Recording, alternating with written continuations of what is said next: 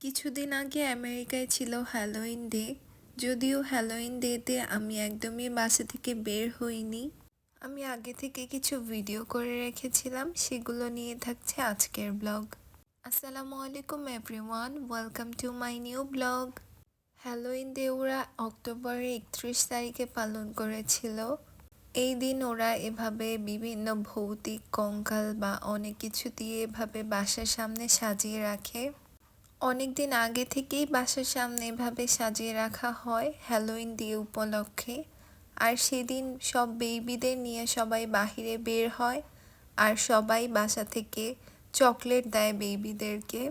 যেহেতু আমি মুসলিম, তাই আমি এই দিনে বেরও হইনি। এগুলো সবই আমার আগে থেকে ভিডিও করে রাখা কিছু ভিডিও ক্লিপ আপনাদের সাথে শেয়ার করছি।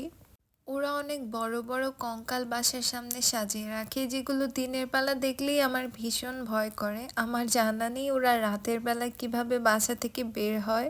প্রায় বেশিরভাগ মানুষই এভাবে বাসার সামনে সাজিয়ে রাখে ওরা হ্যালোইন ডে উপলক্ষে।